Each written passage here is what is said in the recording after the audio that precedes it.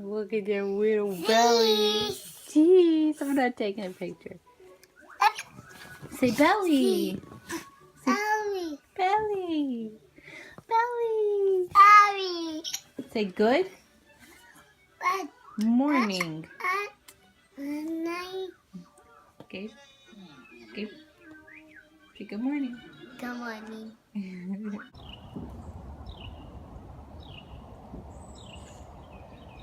What?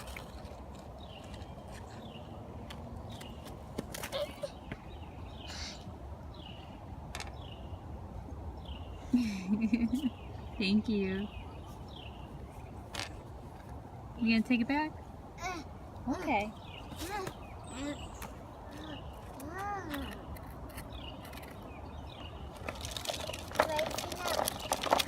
Ooh, ants' homes. No, leave the ants alone. They eat dead things. That things.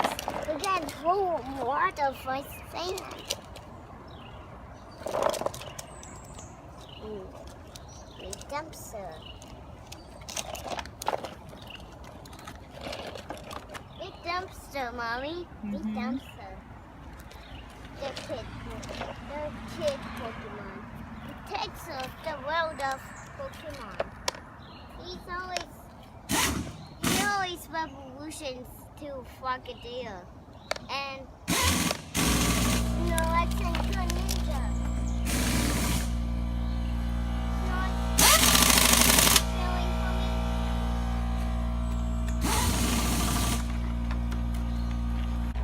me. Come over here, guys.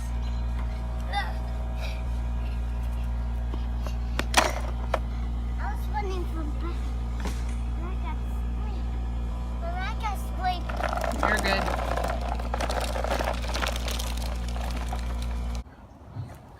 Mommy, I got sleep. You're fine. Shake Can I it. sit back Nope, there? nope, nope. Shake it off. Shake it, shake it. Go play with him. I do. Hey, Bash, let's put rocks in your bike. Hey guys, I'm home from work. It was a lot shorter than I expected. Hold on. This chair doesn't go down any lower. Anyways, it was a lot shorter than I expected, and it sucked. It sucked. I'm not gonna lie. It sucked ass.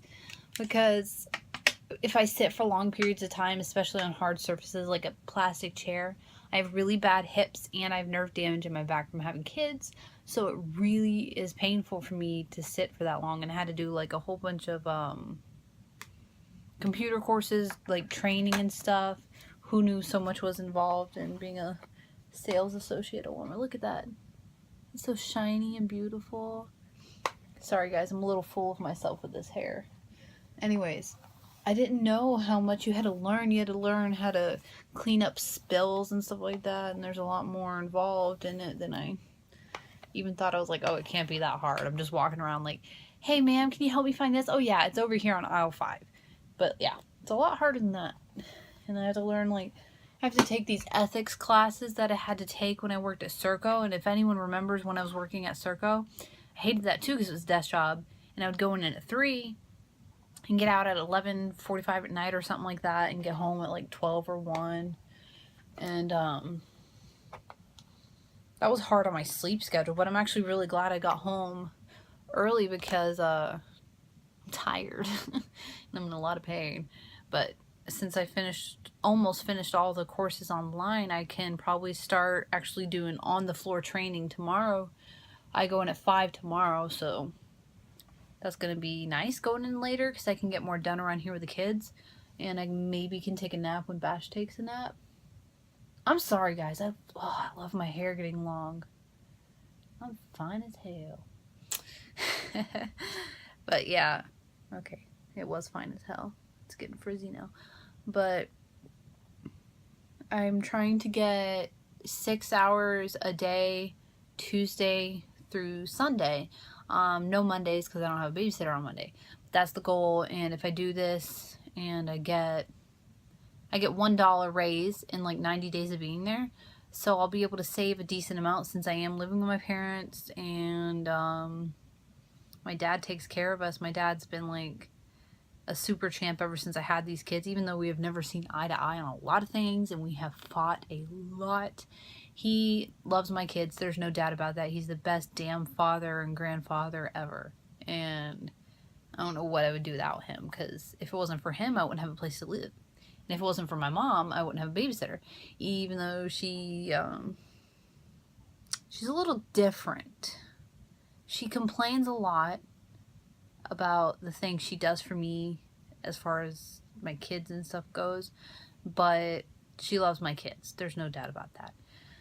So I guess like being away from John right now is the ideal situation. He gets to do what he wants to do, travel, VidCon, stuff like that, and saving money and getting the things he needs to make a successful vlog career. And I'm okay with that because that's what I want for him. If I'm not going to root him on, who the hell is? And I should be supporting him because I am his woman. I should always be behind him, backing him 100%. And I always will be. But as far as I go, I'm probably not going to splurge on myself while I'm here, because my goal is to save like 6 months living expenses, and then make sure I have enough to put a deposit on an apartment and first month and last month's rent, as well as the money it costs for U-Haul, and hopefully finding a friend that'll drive said U-Haul to Missouri for me. But I have no friends, so let's get a fan who lives in Georgia who will drive it to Missouri for me. That'd be cool. I will make you a cake. Yeah, I'm just being retarded now because I'm tired.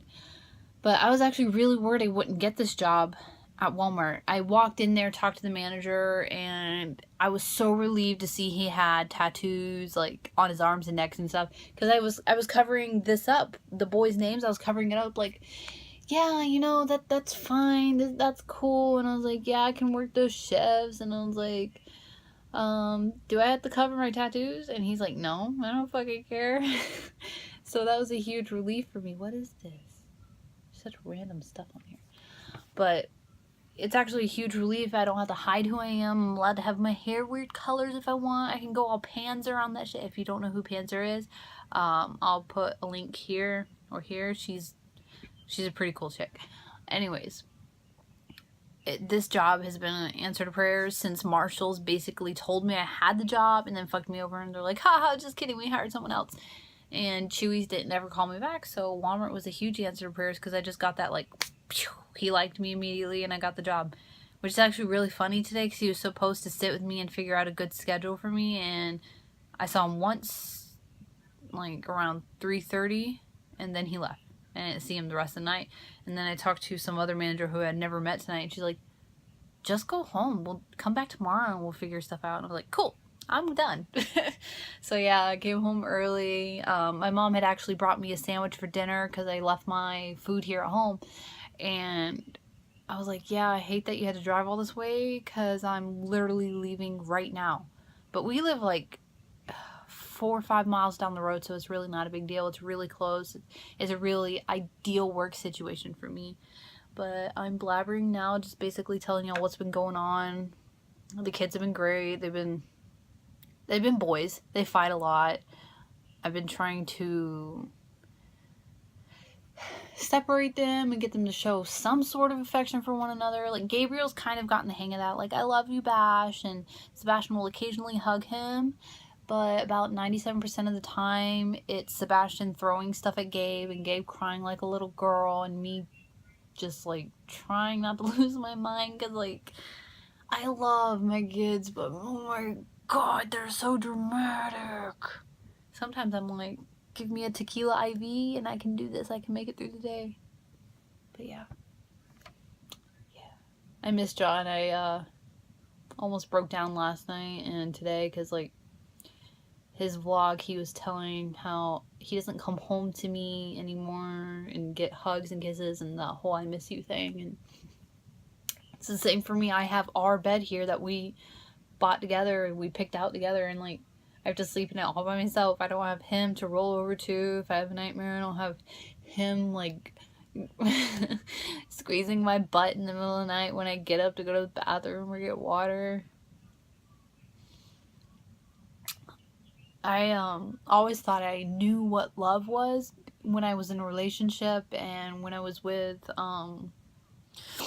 Gabriel's dad, I swore that was it. I thought that was real love, but I have never known what it was until I got with him. He makes me want to be a better person, and he makes me happy, and he's my best friend. I trust him with everything. It's like, even the weird shit, like, babe, I got a black hair growing out of my chin, oh my god, or I gotta wax my mustache, or stuff like that, and God, y'all just don't even know what a phenomenal man he is. He got Sebastian off the pacifier when I first moved in with him, because I didn't know how the fuck to do that. He was a stubborn, independent baby, and he wanted that damn passy. And he wouldn't sleep in his crib because I was all into co-sleeping, but co-sleeping sucked for me because I didn't get any rest because that little monster kicked. And John would sit by his crib every night, and he'd be like, no, buddy, just go to sleep. And he'd be calming him down when he'd be crying. He was so sweet and so patient. And, like, I loved that. He loved my kids enough to want to do something to make my life and their life easier.